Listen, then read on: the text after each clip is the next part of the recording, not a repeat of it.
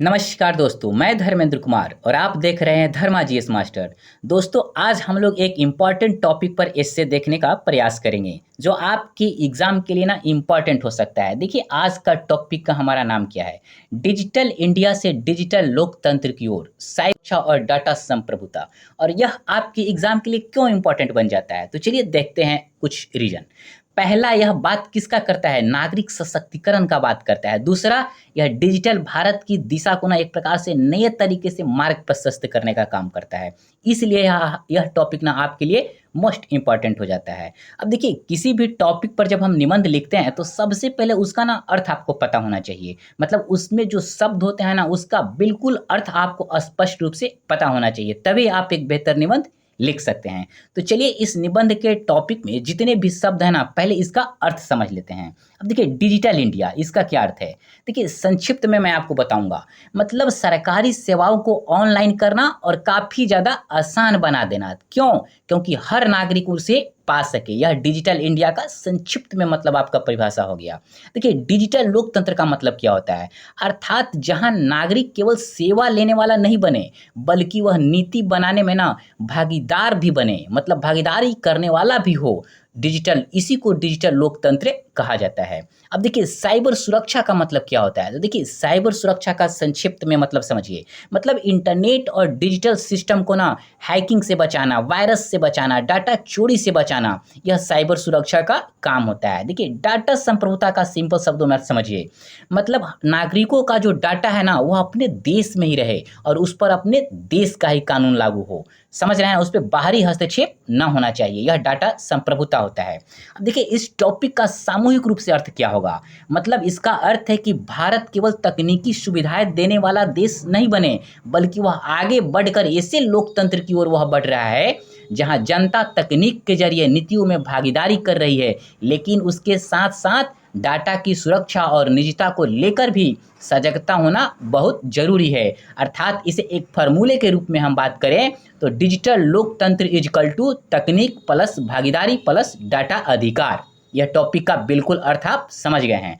अब हम लोग इस टॉपिक पे बेहतर तरीके से निबंध को देखने का प्रयास करेंगे। दोस्तों, हमारे चैनल को सब्सक्राइब जरूर कर दीजिए और टेलीग्राम से आप जुड़ जाइए, जहां पर आपको पीडीएफ मिलता रहेगा। अब एक चीज़ आप समझ लीजिए, जब भी किसी निबंध को शुरू करेंगे ना, तो शुरुआत आपका ना अट्रैक्टिव होना चाहिए। मतलब काफ़ी ज़्यादा ना आकर्षित करे सामने वाले को, पढ़ने वाले को। तो चलिए शुरू करते हैं। अब देखिए, भूमिका पहले मतलब शुरू करेंगे। अब भूमिका में देखिए आप क्या बताएंगे।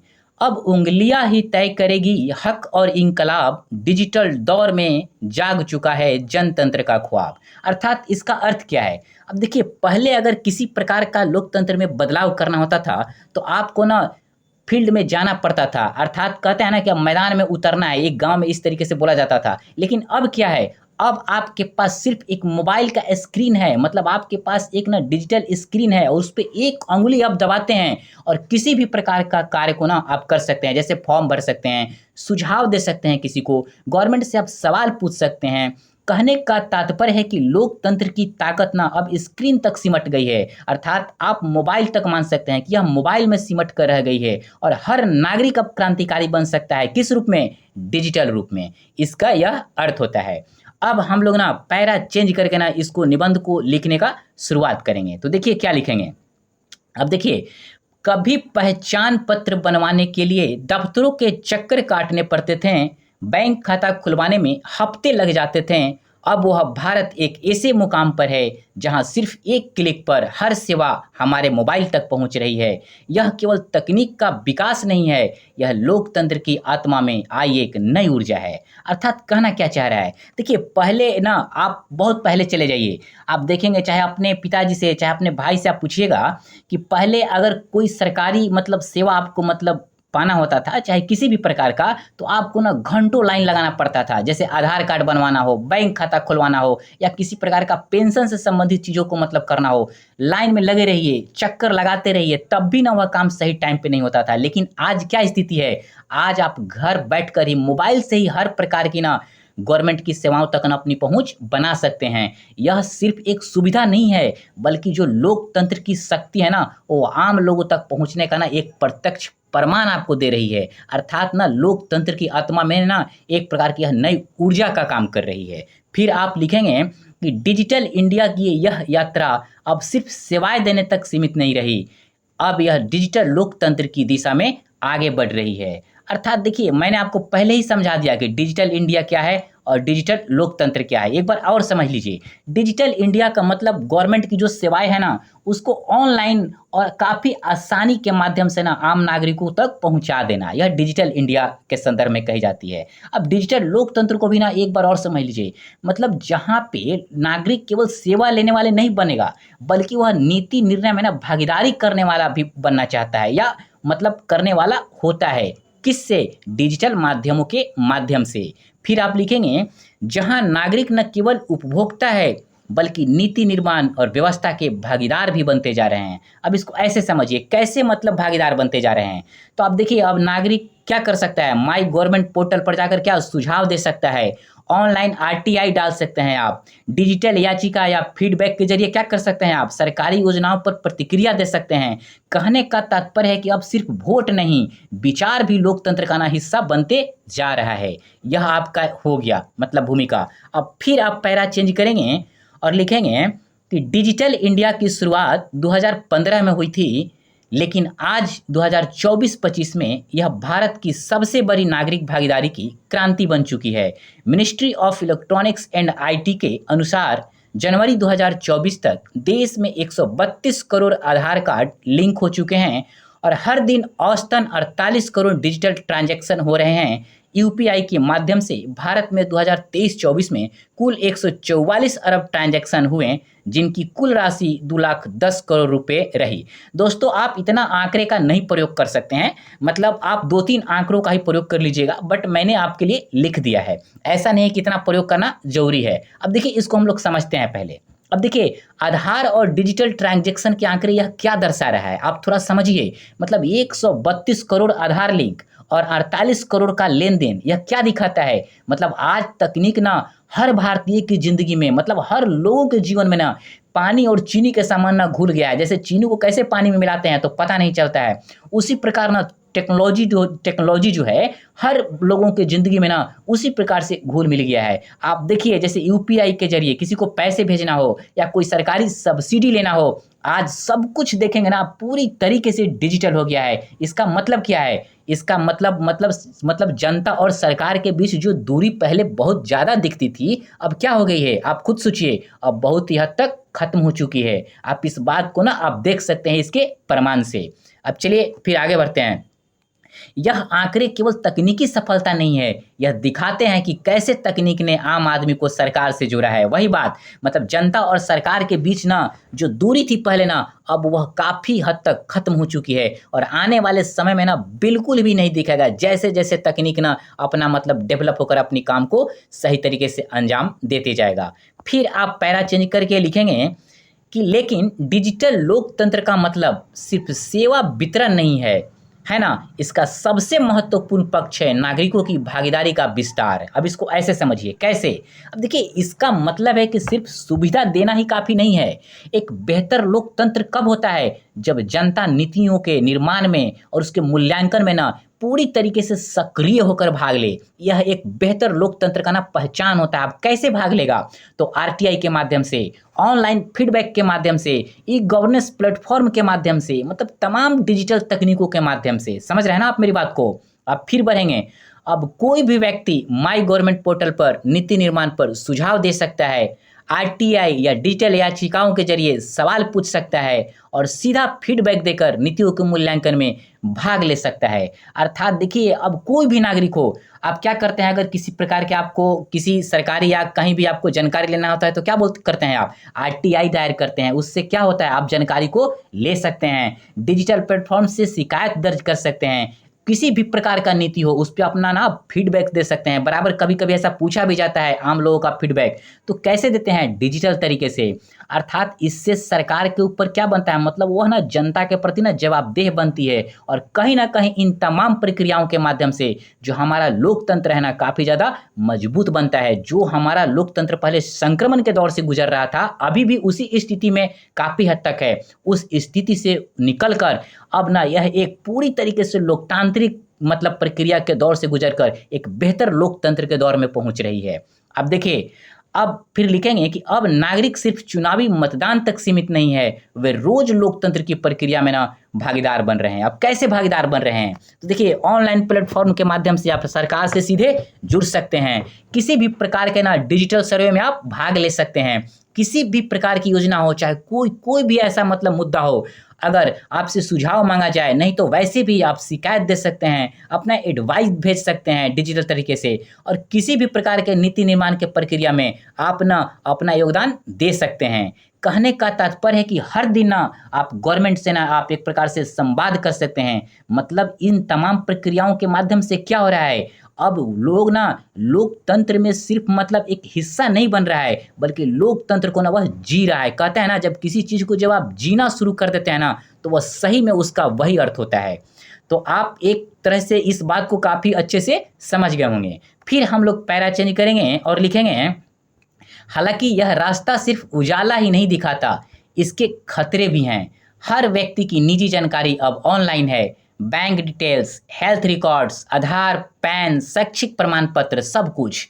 अब देखिए कैसे इसको आप मतलब देखेंगे, इसको थोड़ा सा ना दूसरे दृष्टिकोण से हम देखते हैं। देखिए, जैसे जैसे व्यक्ति ना मतलब हम लोग डिजिटल होते जा रहे हैं, चाहे डिजिटल प्रणाली का ना हिस्सा बनते जा रहे हैं, वैसे वैसे क्या हो रहा है, वैसे वैसे हमारी जो निजी जिंदगी की जो जानकारी है इंटरनेट पे एक प्रकार से ना सार्वजनिक हो रही है। कैसे? जैसे बैंक का ब्यौरा आपका हो, चाहे हेल्थ रिपोर्ट हो, आधार या पैन की जानकारी हो, या मार्कशीट वगैरह हो, जो भी मतलब एजुकेशन से आपका रिलेटेड, मतलब यह जानकारी आपको ना एक प्रकार से ओपन इंटरनेट पर ना उपलब्ध हो जा रही है। अगर यह जानकारी किसी गलत हाथ में चली जाए तो क्या होगा? बहुत बड़ा नुकसान हो सकता है। मतलब धोखाधड़ी और निजता का हनन काफ़ी बड़े पैमाने पर हो सकता है। फिर आप लिखेंगे कि भारत में 2024 की पहली तिमाही में ही 4.7 लाख से अधिक साइबर हमले रिपोर्ट किए गए। आप स्रोत भी हमने बता दिया है। फेक न्यूज़, डेटा चोरी, फिशिंग और चुनावी हस्तक्षेप जैसे डिजिटल अपराध अब आम हो चले हैं। अब देखिए, इसको ऐसे समझिए। अब देखिए, फेक न्यूज़ का मतलब क्या होता है पहले से समझिए। सोशल मीडिया पर झूठी खबरें को ना वायरल कर देना, मतलब जिससे क्या होता है, आम लोग भ्रमित हो जाते हैं। इसको क्या बोलते हैं? Fake news. आजकल ना बहुत बड़े पैमाने पर आपको दिखता है। डाटा चोरी, अब देखिए डेटा चोरी का मतलब क्या होता है, मतलब साइबर अपराधी किसी का व्यक्तिगत डाटा चुरा कर उसका गलत इस्तेमाल करना, यह क्या होता है? डेटा चोरी। अब देखिए, फिशिंग क्या होता है? फिशिंग मतलब नकली वेबसाइट या ईमेल के जरिए आप किसी की जानकारी को ना चुरा लेते हैं ना, तो वह फिशिंग होता है।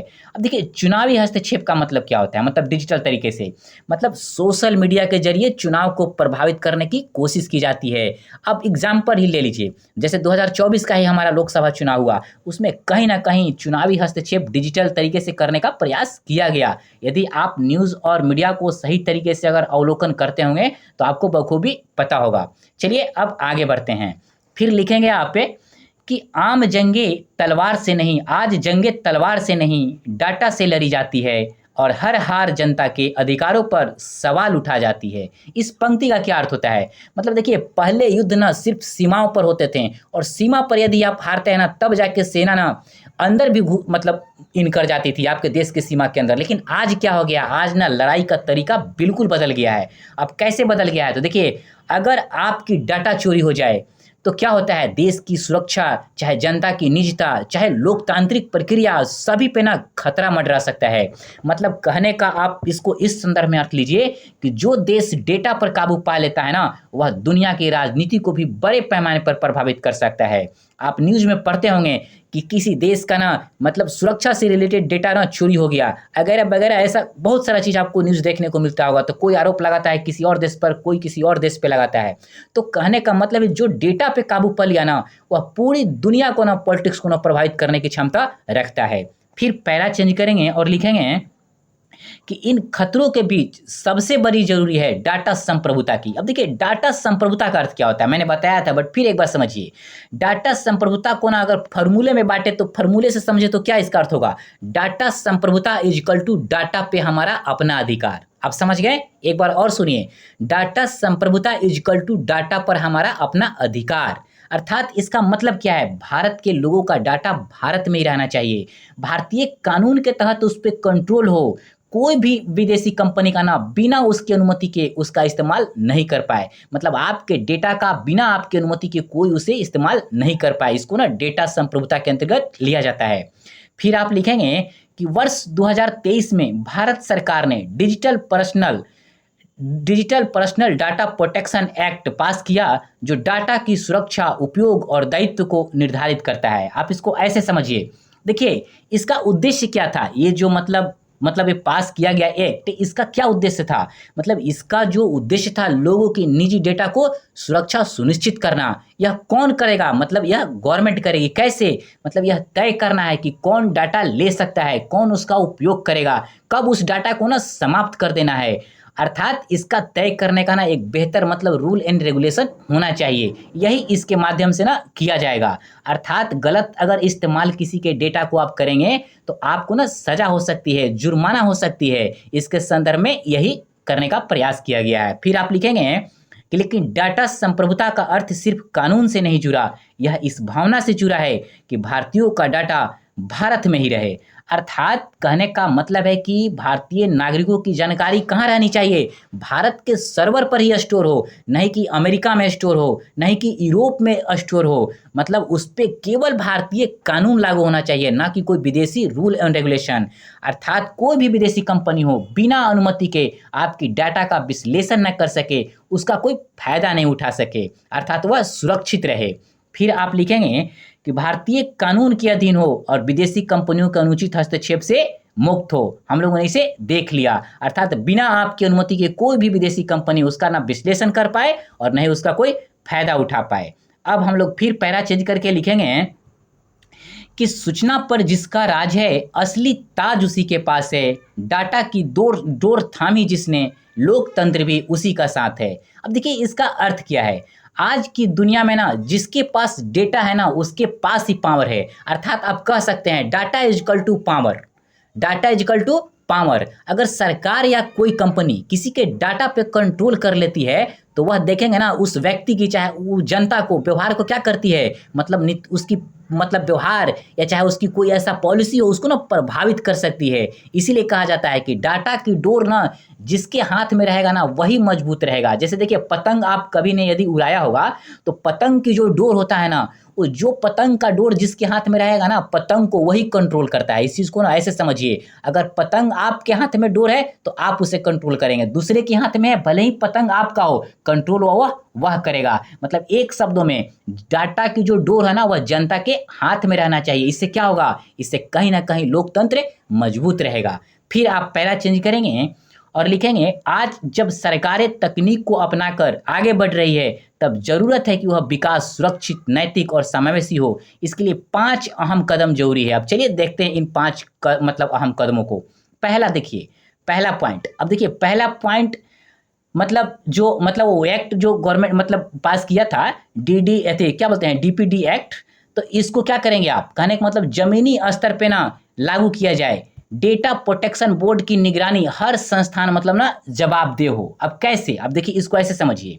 अब देखिए किसी भी प्रकार का ना कोई भी डाटा हो, मतलब सरकार हो चाहे कोई भी निजी संस्था हो, मतलब उस डेटा को ना सुरक्षित करना बेहद जरूरी है। अर्थात डाटा प्रोटेक्शन बोर्ड ना उसका निगरानी करे, मतलब किसी प्रकार का ना लापरवाही नहीं बरतना चाहिए, उसके प्रति कोई संस्था ना जिम्मेदार बने। क्यों? क्योंकि डाटा की सुरक्षा ना बहुत ज़्यादा जरूरी है। सेकेंड पॉइंट, हर विभाग के लिए साइबर सुरक्षा ऑडिट और मानक तय हो। अब देखिए विशेषकर स्वास्थ्य और शिक्षा क्षेत्रों में। अब देखिए तीसरा पॉइंट क्या बताएंगे? डेटा लोकलाइजेशन नीति लागू हो ताकि नागरिकों का डाटा देश के भीतर रहे। अब देखिए डेटा लोकलाइजेशन नीति क्या है, इसको थोड़ा सा समझ लीजिए क्योंकि समझने वाली चीज है। देखिए डेटा लोकलाइजेशन नीति का तात्पर्य है कि नागरिकों का डाटा ना देश के अंदर स्टोर किया जाए, विदेशी क्लाउड या विदेशी सर्वर के लिए मैं कहने का मतलब है ना उसके लिए उपयोग नहीं किया जाए। क्यों? क्योंकि इससे डाटा की सुरक्षा कहीं ना कहीं प्रभावित होगी। अर्थात डाटा की सुरक्षा और निगरानी को ना बेहतर करने का प्रयास किया जाए। नेक्स्ट पॉइंट, स्कूलों में डिजिटल साक्षरता और नैतिकता को पाठ्यक्रम में जोड़ने का प्रयास किया जाना चाहिए। अर्थात कहने का मतलब क्या है, ताकि जो स्कूल में जब इस तरीके का मतलब पॉलिसी को मतलब जो पाठ्यक्रम में जोड़ेंगे तो क्या होगा, जो बच्चे जो पढ़ाई करेंगे तो शुरू से ही मतलब यह जान पाएंगे कि इंटरनेट का सही इस्तेमाल कैसे करना होता है, फेक न्यूज और साइबर खतरे से मतलब कैसे बचा जाना चाहिए, मतलब उनको शुरू से ही पता होगा। मतलब डाटा की नैतिक जिम्मेदारी क्या होती है, ये चीज़ ना वो काफ़ी पहले से ही सीख चुके होंगे। इसीलिए इसको ना पाठ्यक्रम में आप जोड़ दीजिए। नेक्स्ट पॉइंट, भारत को G20 और ग्लोबल डिजिटल कॉम्पैक्ट जैसे मंचों पर ना डाटा अधिकारों की वकालत करनी चाहिए। अर्थात भारत को अंतर्राष्ट्रीय मंच पर ना यह कह सके, चाहे यह कर सके कि डाटा हर देश की संप्रभुता का ना हिस्सा है। गरीब देशों का भी डाटा का ना आप शोषण ना कर सकें। मतलब इसको दूसरे संदर्भ में समझिए, कोई अमीर देश किसी गरीब देश के डेटा को ना एक प्रकार से उसका गलत उपयोग नहीं कर सके। अर्थात भारत डिजिटल नेतृत्व की दिशा में भूमिका निभा सके। अब देखिए, इतना बताने के बाद, 5 अहम तत्वों को बताने के बाद फिर आप पैरा चेंज करेंगे और बताएंगे कि इसके साथ-साथ हमें यह ध्यान रखना होगा कि डिजिटल डिवाइडेड यानी ग्रामीण और शहरी, पुरुष और महिला, बुजुर्ग और युवा के बीच डिजिटल पहुंच की खाई को पाटना होगा। अब देखिए, इसको ऐसे समझिए, क्योंकि देखिए डिजिटल डिवाइड का मतलब क्या होता है, आप बखूबी, मैं कई बार इस चीज़ को एक्सप्लेन किया हूँ, बट एक बार और कर देता हूँ। डिजिटल डिवाइड को ऐसे समझिए जैसे शहरी और ग्रामीण, पुरुष और महिला, बुजुर्ग और युवा, मतलब इनके बीच ना जो डिजिटल मतलब इंटरनेट और तकनीक की जो मतलब पहुंच है ना, वो भारी डिफरेंस होना है। जैसे शहर में के लोगों के पास बहुत पहुंच है तकनीक को लेकर, मतलब इंटरनेट और तकनीक के मामले में। ग्रामीण क्षेत्रों में पहुंच काफ़ी कम है, पुरुष ज़्यादा उपयोग करते हैं, महिला के पास कम है। वैसे ही बुजुर्ग और युवा को ले लीजिए, मतलब कहीं ना एक प्रकार से भारी अंतर क्या दर्शाता है कि मतलब ना डिजिटल डिवाइड की ना मतलब एक बहुत बड़ी खाई है। अब देखिए, इस खाई को पाटना क्यों जरूरी है, मतलब दोनों को पाटना क्यों जरूरी है, क्योंकि हर वर्ग ना डिजिटल सेवाओं का लाभ अच्छे से ले सके। और डिजिटल सेवाओं का अगर लाभ नहीं लेगा तो क्या होगा, कहने का मतलब यदि सभी को इसके मतलब इसका लाभ नहीं मिलेगा तो लोकतंत्र में सिर्फ कुछ लोग ही भागीदारी कर पाएंगे, बाकी लोग इस लोकतांत्रिक प्रक्रिया में अपने को सम्मिलित नहीं कर पाएंगे। और जब बाकी लोग नहीं कर पाएंगे तो एक बेहतर, एक सही, एक सच्चा लोकतंत्र कैसे मतलब वो कहलाएगा। इसलिए सभी को इनके तक पहुंच बहुत जरूरी है। अब आप कहेंगे कि कैसे इनके बीच खाई को पाटा जाए, तो इंटरनेट कनेक्टिविटी को ना गाँवों तक पहुँचाइए। महिलाओं और बुजुर्गों और जिनको कम जानकारी है उनको डिजिटल रूप से ना आप ट्रेनिंग देने का काम करिए। मोबाइल को ना सस्ता करिए, डेटा और को ना सभी को उपलब्ध कराइए।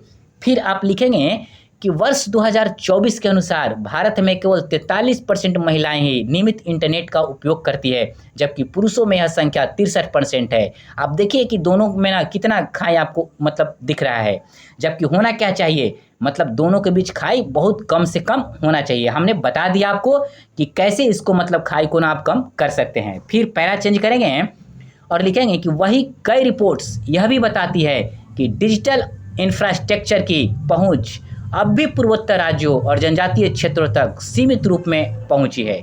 अब देखिए, कई प्रकार के रिपोर्ट्स ना यह बताती है कि आज भी डिजिटल इंफ्रास्ट्रक्चर ना मतलब देश में समान रूप से सभी जगह उपलब्ध नहीं है। अब देखिए, हम यहाँ पर पूर्वोत्तर राज्यों की अभी बात करते हैं, मतलब चाहे और भी पिछड़े राज्यों की भी आप बात कर सकते हैं। पूर्वोत्तर राज्यों में चाहे जनजातीय क्षेत्रों में अभी भी ना बहुत कम लोगों के पास मतलब इसकी पहुंच है, मतलब कम लोगों की जानकारी है। इन तक ना पहुंचाने का काम करना चाहिए और ज़्यादा से ज़्यादा बड़े पैमाने पर जो डिजिटल इंफ्रास्ट्रक्चर है ना उसको डेवलप करके बड़े पैमाने पर लोगों को शामिल करने का प्रयास करना चाहिए। खासकर जनजातीय लोगों को इसमें ज़रूर आप शामिल करिए। अब फिर आप लिखेंगे कि इसके लिए इंडिया एआई मिशन और पीएम गति शक्ति योजना को समन्वित करते हुए यदि इन क्षेत्रों को प्राथमिकता दी जाए तो तकनीक वास्तव में समावेशी बन सकती है। अब देखिए, इसको समझिए, इंडिया एआई मिशन क्या है, थोड़ा सा इसको भी आप समझ लीजिए तब आपको पता चलेगा। देखिए, इंडिया एआई मिशन क्या है। देखिए, इंडिया एआई मिशन ना ये भारत सरकार की ना योजना है। एआई का मतलब क्या होता है, आर्टिफिशियल इंटेलिजेंस। मतलब इसको शिक्षा के क्षेत्र में, स्वास्थ्य के क्षेत्र में, कृषि के क्षेत्र में, सरकारी सेवाओं के क्षेत्र में इसको बेहतर तरीके से ना उपयोग करना। इसका मकसद क्या है, मतलब आर्टिफिशियल इंटेलिजेंस के जरिए स्मार्ट गवर्नेंस प्रदान करना, नए स्टार्टअप्स को बढ़ावा देना, मतलब रोजगार के नए नए अवसर प्रदान करना। आप समझ गए इसको। अब इसको भी शॉर्ट में समझिए, पीएम गति शक्ति योजना। अब देखिए, यह ना एक प्रकार से राष्ट्रीय मास्टर प्लान है। इसको शुरू कब किया गया था, तो 2021 में। या पीटी में कभी कभी क्वेश्चन पूछ भी सकता है। अब इसमें मतलब क्या है, इसको संक्षेप में समझिए। मतलब पीएम गति शक्ति योजना के तहत देश के जितने भी सड़क हैं, रेल हैं, पोर्ट हैं, एयरपोर्ट हैं, इन सभी को ना एक प्रकार से जोड़ देना, एक साथ जोड़ देना। एक लाइन में समझिए, मतलब इसमें सड़क, चाहे रेल, पोर्ट, एयरपोर्ट और डिजिटल इंफ्रास्ट्रक्चर को एक साथ जोड़ देना। इससे क्या होगा, कहीं ना कहीं से डिजिटल पहुंच गांव गांव तक, लोगों तक पहुंच पाएगी। मतलब बहुत सारे लोगों को ना इसके अंतर्गत जोड़ने का यह काम करेगी और यह फायदा बाद में समावेशी तरीके से मतलब दिखेगा भी आपको। फिर पैरा आप चेंज करेंगे और लिखेंगे कि संयुक्त राष्ट्र की एक रिपोर्ट मतलब 2024 के रिपोर्ट को हवाला हवाला देंगे। मतलब 2024 के रिपोर्ट के अनुसार भारत यदि साइबर सुरक्षा, डाटा नीति और डिजिटल साक्षरता के क्षेत्रों में और निवेश करे तो 2030 तक दुनिया का सबसे बड़ा डिजिटल डेमोक्रेसी बन सकता है। अब देखिए डिजिटल डेमोक्रेसी का अर्थ पहले समझ लीजिए। डिजिटल डेमोक्रेसी का अर्थ क्या होता है, तब इसकी बात करेंगे इसके रिपोर्ट का। देखिए डिजिटल डेमोक्रेसी का अर्थ होता है कि तकनीक के जरिए हर नागरिक ना सरकार से जुड़ जाता है, वह सरकार को ना सुझाव दे सकता है और नीतियों में ना भागीदारी कर सकता है। जैसे किसके माध्यम से, आरटीआई के माध्यम से, माई गवर्नमेंट ऐप के माध्यम से, ऑनलाइन के माध्यम से, ऑनलाइन फीडबैक के माध्यम से, डिजिटल वोटिंग के माध्यम से। मतलब डिजिटल डेमोक्रेसी का ना ये आप प्रकार का प्रक्रिया है। अब हम लोग समझते हैं संयुक्त राष्ट्र वाला का मतलब इसके संदर्भ में। अब देखिए डाटा नीति पर मतलब मतलब क्या बोलते हैं, संयुक्त राष्ट्र का जो 2024 का रिपोर्ट है क्या बताना चाहता है, कहता है कि भारत को ना लोगों को डाटा का अधिकार देने का प्रयास करना चाहिए और सभी लोगों को ना आप डिजिटल रूप से शिक्षित कीजिए और साइबर सुरक्षा को ना अपना स्ट्रांग बनाइए। क्यों? क्योंकि तब पूरी दुनिया में भारत ना सबसे ज़्यादा सुरक्षित और भागीदारी वाला डिजिटल लोकतंत्र बन सकता है। कब तक? वह 2030 तक, जब इस तरीके का प्रोसेस को आप करेंगे। आप फिर इसका पैरा चेंज करके बोलेंगे, लिखेंगे कि आज हमें यह समझना जरूरी है कि डिजिटल क्रांति केवल तकनीक की बात नहीं है, यह विश्वास की नींव पर टिकी हुई है। कैसे विश्वास की नींव पर टिकी हुई है, तो चलिए देखते हैं। देखिए जब लोगों को ऐसा लगता है कि उसकी जो मतलब सूचनाएं हैं, चाहे जो जानकारी है सुरक्षित है, तब क्या होता है, तब उनको ना लोग डिजिटल माध्यमों पर क्या होता है, भरोसा होता है। और जब भरोसा होता है तो क्या होता है, यही विश्वास डिजिटल क्रांति की क्या काम करेगी, असली नींव का काम करेगी। जैसे जब एक मकान बनाते हैं तो जो उसका कॉलम बनाते हैं, जो पिलर गांव में कहते हैं, उसको मजबूत करते हैं तो क्या होता है, ऊपर वाले घर के लिए बड़े पैमाने पर नींव का काम करता है। तो डिजिटल क्रांति का सबसे बड़ा नींव क्या करेगा, लोगों का ना विश्वास होना चाहिए कि उसकी निजी चीज सुरक्षित है। और फिर लिखेंगे आप, एक गांव की महिला बैंक मित्र हो या शहरी युवा स्टार्टअप फाउंडर, दोनों के पास बराबर डिजिटल हक होना चाहिए। इसको ऐसे समझिए, मतलब डिजिटल भारत में ना कोई भी वर्ग, चाहे गांव में हो, शहर में हो, पिछड़ा हो, अगरा हो, मतलब वो ना पीछे नहीं रहना चाहिए। एक एग्जाम्पल से मैं वैसे इसी तरीके से समझाया हूँ कि एक गांव के महिला जो बैंक मित्र है और एक शहर में युवा जो स्टार्टअप चला रहा है, तो क्या होना चाहिए, दोनों को आप एक जैसी सुविधा उपलब्ध कराइए, दोनों को सुरक्षा उपलब्ध कराइए, दोनों को ना समान रूप से अवसर मिलना चाहिए। तब जाकर ना आप डिजिटल तरीके से मतलब एक प्रकार से अपने को कहेंगे कि मैं एक डिजिटल मतलब लोकतांत्रिक प्रक्रिया की बात कर रहे हैं और एक प्रकार से यह समावेशी रूप से विकास हो पाएगा। फिर आप पैरा चेंज करेंगे और लिखेंगे, मतलब बॉडी पार्ट तो आपका हो गया, फिर आप इसका एक बेस्ट निष्कर्ष हम लोग देने का प्रयास करेंगे। बॉडी पार्ट जब अच्छा लिख लेंगे तो एक बेहतर निष्कर्ष भी होना ना बहुत जरूरी है, क्योंकि जब बेहतर निष्कर्ष होगा ना तभी आप टीचर को ना जो कॉपी आपका चेक करता है उसको प्रभावित कर पाएंगे। चलिए देखते हैं एक बेहतर निष्कर्ष। अब देखिए निष्कर्षतः डिजिटल लोकतंत्र कोई दूर का सपना नहीं, बल्कि वर्तमान का ना सबसे जीवंत आंदोलन है। अब कैसे जीवंत आंदोलन है, तो इसको आप ऐसे समझिए। आप अब जब देखते होंगे कि डिजिटल लोकतंत्र में यदि तकनीक से लोगों को ना डर लगने लगे तो क्या होगा। अब लोगों को जब तकनीक से डर लगेगा तो क्या होगा, कहीं ना कहीं जैसे कि वो ना इसके प्रति ना बचने का प्रयास करेंगे, और जब बचने का प्रयास करेंगे तो क्या होगा, कहीं ना कहीं वो तकनीक से कतराएंगे। मतलब जब तकनीक से कतराएंगे तो कहने का मतलब डिजिटल लोकतंत्र का जो अपना सपना है ना वो पूरा सही तरीके से नहीं हो पाएगा। अब इसको थोड़ा अलग संदर्भ में समझते हैं, मतलब एक थोड़ा सा विशेष तकनीकी शब्द में। अब देखिए आप इसको ऐसे समझिए, पहले आप जब लोकतंत्र का मतलब हम लोग क्या समझते थे कि जाइए और वोट दे दीजिए और कोई भी जीत गया, यही हमारा लोकतंत्र है, सिर्फ हम ना वोट दे दिए बस हमारा यही काम है। लेकिन आज डिजिटल लोकतंत्र में इसका मायने क्या बदल गया है, अब इसको ऐसे समझिए। मतलब अब आप विभिन्न तकनीकों के माध्यम से, जैसे आरटीआई के माध्यम से, माई गवर्नमेंट के माध्यम से, डिजिटल फीडबैक के माध्यम से, विभिन्न प्रकार के डिजिटल साधनों के माध्यम से क्या करते हैं, नीति निर्माण में, शिकायत में, सुझाव, सरकारी सेवाओं में आप ना शामिल होने का प्रयास कर रहे हैं। तो यह एक प्रकार से क्या दर्शा रहा है, जीवंत आंदोलन है यह डिजिटल लोकतंत्र का। फिर आप लिखेंगे कि लेकिन यह आंदोलन तभी सफल होगा जब इसमें हर नागरिक की भागीदारी, उसकी निजता की रक्षा और डिजिटल आत्मनिर्भरता तीनों सुरक्षित हो। तकनीक यदि भय नहीं बल्कि आज़ादी का माध्यम बने, तभी यह लोकतांत्रिक यात्रा संपूर्ण कही जाएगी। अब इसको वैसे समझिए थोड़ा सा अलग संदर्भ में, अगर तकनीक से लोग डर जाएंगे कि उनका डाटा चोरी हो सकता है, चाहे वह किसी की निगरानी में है, तो वह उसका उपयोग करने से बचेंगे। जैसे आपको ही ले लीजिए, आप किसी चीज़ का उपयोग कर रहे हैं और आपको पता चल जाए कि आपके ऊपर ना कोई निगरानी रख रहा है, तो आप क्या उसका उपयोग कीजिएगा? नहीं कीजिएगा, आप उससे बचिएगा। लेकिन अगर वही तकनीक सुरक्षित हो जाए, जवाबदेह हो जाए, पारदर्शी हो जाए, तो आप क्या करेंगे? आप पूरी तरीके से भय मुक्त होकर ना उसका उपयोग करेंगे, मतलब उसमें भागीदारी आप निभाएंगे। कहने का तात्पर्य है, जब तकनीक लोकतंत्र को मजबूत करने वाला साधन बन जाती है, तभी जाके वह ना अपना बेहतर रोल निभा पाती है। अर्थात हमें मिलकर एक ऐसा भविष्य बनाना है जहां डाटा पर अधिकार, तकनीक में नैतिकता और शासन में पारदर्शिता तीनों एक साथ चले।